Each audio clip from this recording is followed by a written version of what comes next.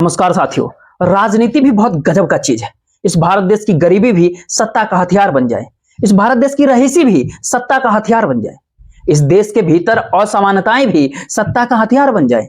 इस देश के मजदूर हो, किसान हो, महिलाएं हो, बेरोजगार युवा हो, अगर सब कोई सत्ता का हथियार अगर बन करके चुनाव के समय वोट पाने लगे तो फिर इस देश में क्या होगा? होगा तो कुछ नहीं। 2024 के लोकसभा चुनाव में 100 करोड़ वोटर अगर वोट डालने पहुंचेंगे तो उसमें से करीब करीब 90 करोड़ वोटर जो होंगे वो वर्तमान राजनीतिक सत्ता को ही वोट करेंगे। आप कहेंगे ये बहुत असंभव सी बात है, ऐसा तो संभव हो ही नहीं सकता है। तो अगर ऐसा संभव नहीं है तो भारत देश के भीतर जितने भी मुद्दे हैं उन मुद्दों को लेकर के कोई भी सवाल आप कहीं सुनते क्यों नहीं? इस भारत देश के भीतर जो वर्तमान का मौजूदा हालात है उन हालातों को लेकर के कोई आपके सामने सवाल कोई इलेक्ट्रॉनिक मीडिया, प्रेस मीडिया में या फिर किसी विपक्ष के नेताओं के जरिए क्या उभर करके सामने आता है? किसी भी शक्ल में, किसी भी रूप में आप यकीन कीजिए, कोई भी ये कह सकता है कि ये बहुत फालतू की बात है, बहुत बेकार की बात है, ये कोई मुद्दा है नहीं और देश चकाचौंध में समा गया है, इंतजार कर लीजिए, हम विकसित हो जाएंगे। ये कहने में कोई हर्ज ही नहीं है कि अगर 90 करोड़ वोट अगर अगले लोकसभा चुनाव में सरकार को मिल जाएगी तो फिर कोई मुद्दा बचा ही नहीं। जिस मुद्दे के आश्रय भारत देश में राजनीतिक तौर पर कोई रेखाएं कोई बना पाए, 2014 के लोकसभा चुनाव में जब मोदी सत्ता में आई तो बहुमत के साथ उस टाइम कितने वोट मिले हुए थे? बीजेपी को 17 करोड़ 16 लाख के आसपास वोट मिले थे। टोटल वोट 83 करोड़ थे। 2019 में करीब करीब उसमें 5 करोड़ 74 लाख वोट का और बढ़ोतरी हो गया और भारत देश में उस समय 91 करोड़ वोटर थे। 2019 के लोकसभा चुनाव में भाजपा को मिले, बीजेपी को मिले 22 करोड़ 90 लाख यानी 23 करोड़ के आसपास। लेकिन उस समय में बहुत सारे मुद्दे चल रहे थे। 2014 के चुनाव में तो कांग्रेस की सत्ता के समय की तमाम घपले घोटाले सामने थे और लगातार नारों के शक्ल में लोगों के मन में चलते चला गया और बहुमत के साथ बीजेपी सत्ता में आ गई। 2019 में क्या था? उस समय में भी लोगों के मन में नोटबंदी थी, उस समय लोगों के जहन में जीएसटी था, जिसको गब्बर सिंह टैक्स के तौर पे राजनीतिक दलों ने उसको उछाला या फिर कहे कांग्रेस ने इसको उछाला। उस समय में एक बात और याद कीजिए, राफेल घोटाले को लेकर के भी लगातार सवाल उठ रहे थे, कितने कमीशन उसमें लिया गया, कई और भी मुद्दे थे। लेकिन उन मुद्दे के बावजूद भी करीब करीब 5.5 करोड़ वोट भाजपा को फिर मिला। लेकिन अब तो कोई मुद्दा ही नहीं था, क्योंकि अब कोई मुद्दा नहीं है। 5 राज्यों के विधानसभा चुनाव के भीतर उसके बाद की परिस्थितियों में अगर प्रधानमंत्री गरीबी के हक में खड़े हैं, उनका कहना है जो गरीब है वही उनके लिए वीआईपी है, इस देश का रईस है, इस देश के नीतियों के आश्रय वीआईपी है, इस देश के कॉर्पोरेट सरकार के पॉलिसी के तहत उनका वीआईपी है और इस देश के गरीब भी वर्तमान सत्ता के लिए भी वीआईपी है। फिर प्रधानमंत्री नरेंद्र मोदी का क्या कहते हैं जब वो गरीबों के सेवा के लिए ही निकल पड़े और जब गरीब अगर कह रहा हो वाह वाह, तो आज जरा इस भारत देश के भीतर जितनी भी योजनाएं हैं उन सारी योजनाओं को एक एक लाइन को जरा अगर सरकारी फाइलों के जरिए अगर समझिएगा तो आप यह समझ पाएंगे कि वाकई 100 करोड़ वोटरों में से करीब करीब 90 करोड़ वोट तो बीजेपी के हक में ही पड़ेंगे। अगर ये बहुत दूरगामी है कि क्योंकि 300 सीट 400 सीट या फिर 500 सीट इसका कोई भी मतलब होता ही नहीं है, क्योंकि सामने वाले को लेकर के कोई भी सवाल नहीं और सामने वाला का कोई सवाल नहीं। तो फिर इन सारे परिस्थितियों में जो सरकारी दफ्तरों में जो फाइल है, सरकारी योजनाओं जो फाइल है उसमें किसको कितना लाभ मिला, आज जरा इसको समझना चाहिए। फिर आपको यह पता चलेगा कि ऐसा क्यों कहा जा रहा है कि 100 करोड़ वोटरों में से 90 करोड़ वोटर तो बीजेपी के हक में ही है। अगर आपको लगता है कि अच्छे दिन आपके नहीं आएंगे और बीते 10 सालों से अगर ऐसा सोच रहे हैं तो ये कहीं ना कहीं भूल कर रहे हैं, क्योंकि अच्छे दिन अब तो आ चुके हैं। उसका एक नजारा आप देखिएगा, गरीबों के बीच, भारत देश के मुफलिसों के बीच प्रधानमंत्री गरीबों की सेवा करते हुए जब खुद नजर आए और बोले कि इसका मतलब बहुत साफ है कि अच्छे दिन तो आ गए हैं। तो आप इस चीज को समझिए और देखिए प्रधानमंत्री जी का लोगों से संवाद बनाते हुए क्या कहते हैं। तक बंद है, जिनको कोई नहीं पूछता है उनको मोदी सबसे पहले पूछता है। मोदी पूछता ही है ऐसा नहीं, मोदी पूजता भी है। मेरे लिए तो देश का हर गरीब मेरे लिए वीआईपी है, देश की हर माता बहन बेटी मेरे लिए वीआईपी है, देश का हर किसान मेरे लिए वीआईपी है, देश का हर युवा मेरे लिए वीआईपी है। मेरे परिवारजनों, देश में हाल में हुए विधानसभा चुनाव कुछ भी तो इन्होंने गलत नहीं कहा पीएम मोदी ने। इससे पहले किस प्रधानमंत्री में इतना हिम्मत था या फिर इतना ताकत था कि उनके पास इतना बड़ा बजट था कि भारत देश के 81 करोड़ लोगों को मुफ्त में वो 5-5 किलो अनाज दे सके? क्या इससे पहले किसी प्रधानमंत्री ने ऐसा सोचा भी होगा? बिल्कुल नहीं सोचा। क्या इससे पहले किसी प्रधानमंत्री ने यह सोचा कि प्रधानमंत्री किसान सम्मान निधि के तहत भारत देश के 11 करोड़ 80 लाख किसानों के खातों में हर साल डायरेक्ट 6,000 रुपए पहुंच जाए? और अब तक करीब करीब 2,60,000 करोड़ रुपए प्रधानमंत्री दे चुके हैं। इससे पहले किसने ये सोचा? और इसी पूरी लिस्ट में मुद्रा योजना इस देश के बेरोजगारों के बीच पैसा बांटने की परिस्थिति, क्या इससे पहले किसी ने कल्पना तक किया होगा कि भारत देश के 44 करोड़ 55 लाख युवाओं को, बेरोजगार युवाओं को इस देश में सरकार ने कर्ज नहीं दिया बल्कि मुद्रा योजना के तहत मदद दे डाली। और 2015 से जो रकम शुरुआत होती है वो 25 करोड़ 54 लाख रुपए की स्थिति में आ जाते हैं, यानी 25 लाख करोड़ से ज्यादा की जो रकम है मुद्रा योजना के भीतर भारत देश के 44 करोड़ से ज्यादा लोगों को मिल चुका है, दी जा चुका है। इतनी बड़ी तादाद में जब पैसा बांटा जा रहा है, दिया जा रहा है, जब सब पैसा जब लोगों तक पहुंच रहा है, तो फिर बेरोजगारी मायने रखती ही कहां है? साल दर साल सरकार के अगर आंकड़ों को आप समझते चले जाइएगा तो आप हैरान हो जाइएगा। उसका औसत निकालिएगा तो हर साल करीब करीब 4 करोड़ लोगों को पैसा दिया गया और वह पैसा करीब करीब 3 से 4 लाख करोड़ के बीच का बांटा गया है। इसके बावजूद भी आप बेरोजगारी का अगर जिक्र करेंगे, अब तो आपके पास पैसा है, आप दूसरों को रोजगार दे पाने की स्थिति में हैं, तो फिर कैसी बेरोजगारी? और जिस बात का जिक्र किसानों को लेकर के जिक्र कर रहे हैं, सम्मान निधि, किसान सम्मान निधि, यानी सम्मान निधि सरकार दे रही है, पीएम मोदी बटन दबा करके आपके खातों तक पैसा पहुंचा रहे हैं, और आपके जहन में कोई सवाल इसको लेकर के कोई हो सकता है कि आपके पास पैसा नहीं, आपकी इनकम नहीं बढ़ी और किसानों की इनकम दुगुनी नहीं हुई? ये सारे सवाल बेकार के। सरकार के लिए यही तो बड़ी हथियार है और इसी के आसरे इस देश में सत्ता चलती है। यानी आप हाल ही में फरवरी के महीने में विश्वकर्मा सम्मान योजना की शुरुआत की। उस योजना के तहत सरकार खुद कह रही है कि उसके पास करीब करीब 27 लाख आवेदन आ चुके हैं, 27 लाख 4,000 कुछ उसके आसपास आवेदन आ चुके हैं। मिनिस्ट्री उसके ऊपर बैठी हुई चुप है, उस पर 24,339 आवेदन की स्वीकृति मिली है। लेकिन 27 लाख का मतलब होता है कि भारत देश के भीतर अलग अलग जगहों से, अलग अलग राज्यों के अंदर से इतने बड़े तादाद में अगर हुनरमंद मजदूरों को पैसा मिलेगा 10,000 से लेकर के 10 लाख रुपए तक, फिर मुश्किल क्या है? और गरीब मजदूरों को 3 लाख रुपए का लोन सरकार दे रही है इसी विश्वकर्मा योजना के तहत, तो फिर मुश्किल क्या है? अगर मुश्किल नहीं तो जरा आप सोच लीजिए घर का। इससे पहले किसी प्रधानमंत्री ने इस रूप में अगर कहा कि प्रधानमंत्री आवास योजना के तहत जो सैंक्शन किया गया उसमें 1 करोड़ 18 लाख 63 हजार घर सैंक्शन है, जो मिल चुका है वो 1 करोड़ 13 लाख 43 हजार घर मिल चुके हैं, और इस बीच जो बन गए हैं उनकी संख्या करीब 78 लाख 27 हजार।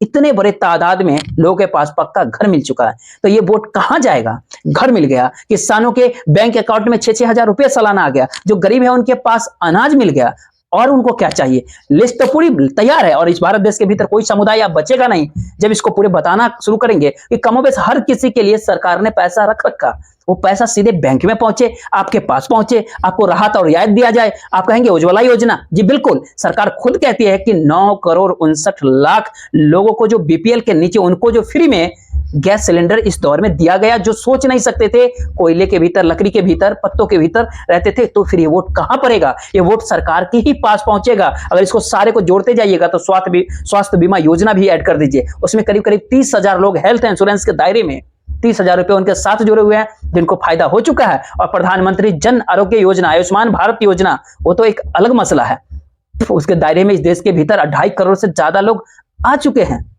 सरकार के हिसाब से अभी 1 करोड़ का आंकड़ा पार कर गया, लेकिन अलग अलग राज्यों के जरिए और मिनिस्ट्री के जरिए जब ये डाटा निकालिएगा तो 2.5 करोड़ से पार कर चुका है। प्रधानमंत्री गरीब कल्याण योजना तो छोड़ दीजिए, जो 81 करोड़ लोगों के पास 5 करोड़ अनाज पहुंचा देगी। अगर इस योजनाओं को अगर शुरुआत कीजिएगा तो वोटर में इसको अगर बदलना चाहिएगा तो इसको इस रूप में आप समझ लीजिए कि जो गरीब कल्याण अन्न योजना है उसके दायरे में 20 से 25 करोड़ वोटर आ जाएंगे, बाकी की उम्र 18 से कम के हैं। प्रधानमंत्री आवास योजना के तहत जो वोटरों की तादाद पहुंचती है वो करीब करीब 5 करोड़ से ज्यादा की हो।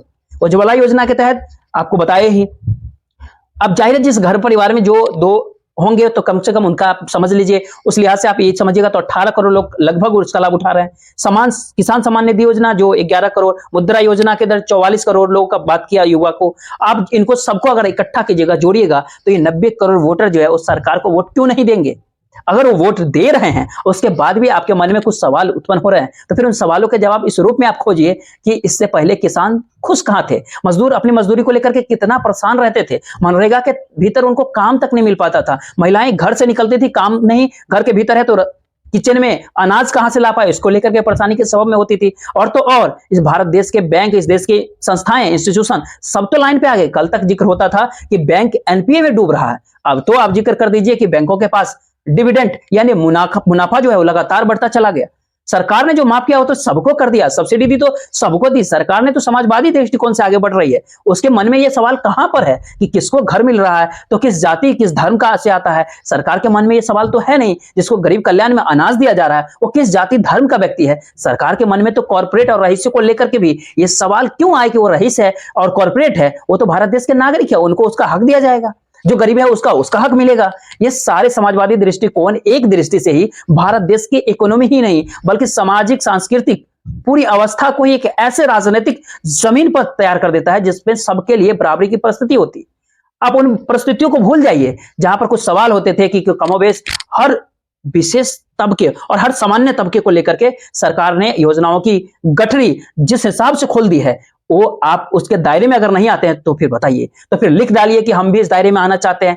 या फिर ठेला लगाने वाला हो, चाहे कोई गरीबी रेखा के नीचे हो, चाहे दिहाड़ी मजदूर हो, चाहे काम की खोज में निकला हुआ कोई व्हाइट कॉलर, सबके लिए तो कुछ ना कुछ योजना है। किसी को एमएसएमई में लाभ मिल रहा है, कोई बैंक से लोन ले सकता है।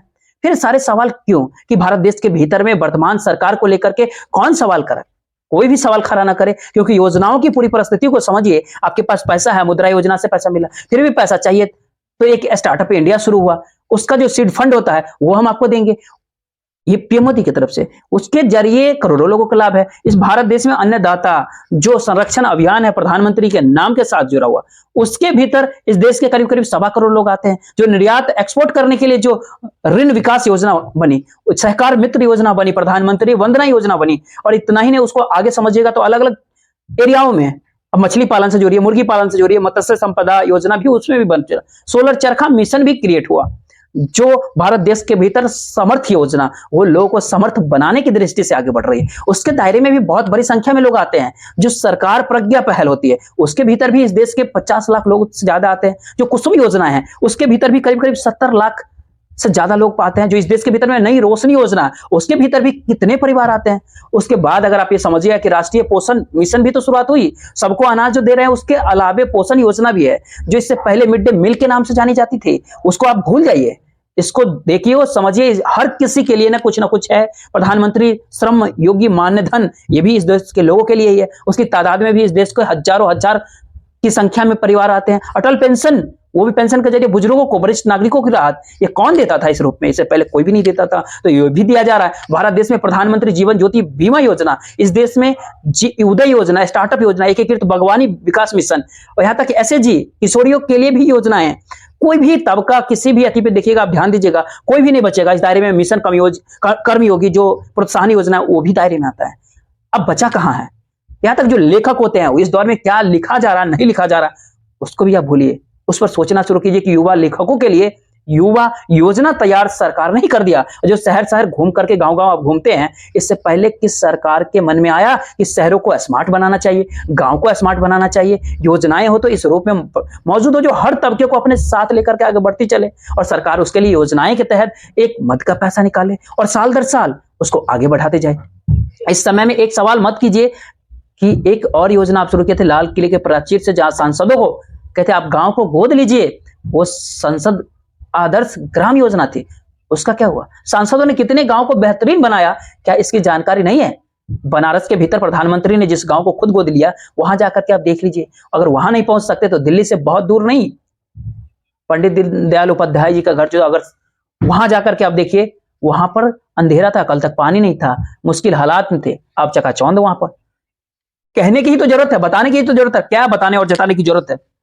उसके बाद भी अगर सवाल कुछ रहना चाहिए क्या? ये सवाल इसलिए भी बहुत बड़ा है क्योंकि चुनाव के मद्देनजर भारत देश में सफलता और असफलता का जो पैमाना होता है वो देखा जाता है। जब आप सफलता और असफलता के रूप में नारे लगाते हैं और उन नारों का असर जो लोग के ऊपर अगर होता है, और इस समय में लगातार अगर सूचना प्रदान करने के लिए पत्रकार का योगदान, अगर सरकार द्वारा दी जा रही लाभार्थी योजना उसको अगर सुबह से शाम तक जो चलाने दिखाने की परिस्थितियां जो सामने होती है, उसमें आप अगले दिन मान ही नहीं पाएंगे कि आपको लाभ नहीं हुआ, आप बोल ही नहीं सकते कि आपके अच्छे दिन नहीं आए। ऐसी स्थिति संभव नहीं है, क्योंकि हर योजना के साथ अगर ये तमाम चीजें अगर जुड़े हैं तो इस सरकारी फाइलों के भीतर में अगर आप देखिएगा तो भारत देश के एक एक योजनाओं को अगर आप समेटते जाइएगा और उसके बराबर अगर वोटरों को अगर गिनते जाइएगा तो 90 करोड़ के करीब लोगों की सरकार के तमाम योजनाएं पहुंच चुकी है 90 करोड़ लोगों तक। ऐलान तो हो गया, पहुंचा नहीं पहुंचा ये सवाल नहीं है, ऐलान हो गया, पहुंच चुका। इस बात का ऐलान बाकायदा देश का मुख्य धारा का पत्रकार कर रहा है। सरकार की तरफ से पीआईबी जो होता है, प्रेस रिलीज जो जारी होता है, वो भी जानकारी दे रहा है। सरकार के अपने तमाम मिनिस्ट्री की जानकारी होती है, उसके प्रचार के जरिए, जो भारत देश का एक बहुत बड़ा हिस्सा प्रचार के ऊपर है, जिसके पोस्टर अलग अलग जगहों पे चिपकाया जाता है, उनकी जितनी बड़ी तादाद में भारत देश में सड़कों पर नजर आते हैं, उसके भीतर आपके मन में कोई भी असफलता का भाव उत्पन्न होना ही नहीं चाहिए, नकारात्मक दृष्टिकोण होना नहीं चाहिए। बिल्कुल पॉजिटिव वे में आगे परखिए और समझने की प्रयास कीजिए कि इतनी बड़ी योजनाएं, इतनी सारी योजनाएं, वो डिजिटल भारत हो या फिर ग्रामीण भारत के भीतर का डिजिटलीकरण का स्थिति है, वो स्मार्ट सिटी का परिस्थिति हो, फिर गांव ग्रामीण परिस्थितियों के भीतर उसके स्मार्ट बनने की सोच हो। किसी भी स्तर पर शिक्षा को लेकर के, स्वास्थ्य को लेकर के, बैंक को लेकर के, भारत देश के संस्थाओं को लेकर के कोई भी सवाल उठना नहीं चाहिए, क्योंकि ये सारे सवालों का जवाब तो अपने आप में सरकार की योजनाएं बाखूबी कहती है, बताती है। अगर आप 5 किलो मुफ्त अनाज जो देश में बांटा जा रहा है, अगर उसको एक पल के लिए आपको हटा देते हैं, तो सीधे सीधे कहे तो सरकार की योजनाएं जो पहुंचती है वो करीब करीब 35-40 करोड़ के बीच रह जाती है। उसके बाद जो उपरोक्त तौर पे जो इनको लाभ मिल रहा है, उनकी संख्या पहुंचती है 20 से 25 करोड़ के आसपास। अगर इन सबको आप इकट्ठा कर दीजिएगा तो भारत देश के भीतर जो वोटर होते हैं वो 90 करोड़ के ऊपर आकर के अटक जाते हैं। इसीलिए सवाल है कि 2014 में 83 करोड़ में से 17 करोड़ 16 लाख वोट बीजेपी को मिल गया था। 2019 में 91 करोड़ वोटरों में से 22 करोड़ 90 लाख के करीब वोट बीजेपी को मिले। अब ये वोट बढ़ करके करीब 100 करोड़ पार हो जाएंगे, जो कि इलेक्शन कमीशन मार्च के महीने में बताएगा। सेंसस नहीं हुआ इस समय में, कितनी गरीबी है भारत देश के भीतर, राज्य में कितनी, कोई जानकारी नहीं है, सेंसस नहीं हुआ है। लेकिन एक परिस्थिति देख लीजिए कि बिहार और उत्तर प्रदेश के भीतर कि जो बिहार में करीब करीब 3.5 करोड़ वोटर जो हैं सीधे सीधे सरकार की योजनाओं के लाभ ले रहे हैं। उत्तर प्रदेश के भीतर इनकी संख्या करीब करीब 9 करोड़ के पास पहुंचते हैं। महाराष्ट्र राज्य के भीतर इनकी संख्या करीब करीब 4 करोड़ 25 लाख के आसपास। इन सारे वोटरों के जरिए, इन से लाभार्थी के जरिए सरकार के हक में अगर ये वोट ना डाले, ऐसा संभव हो नहीं सकता। तो फिर आप कहेंगे कि 2024 का मतलब क्या होता है? तो कुछ भी नहीं, एक रिकॉर्ड बनने की स्थिति में देश आगे बढ़ रहा है, और जिसमें देश में पहली बार मौजूदा राजनीतिक सत्ता के पक्ष में इतने वोट होंगे कि आप इसको गिनते रह जाएंगे। देखते रहिए। अगर आपको विश्लेषण अच्छा लगा हो तो वीडियो को लाइक कीजिएगा, सब्सक्राइब कीजिएगा और शेयर कीजिएगा। जय हिंद।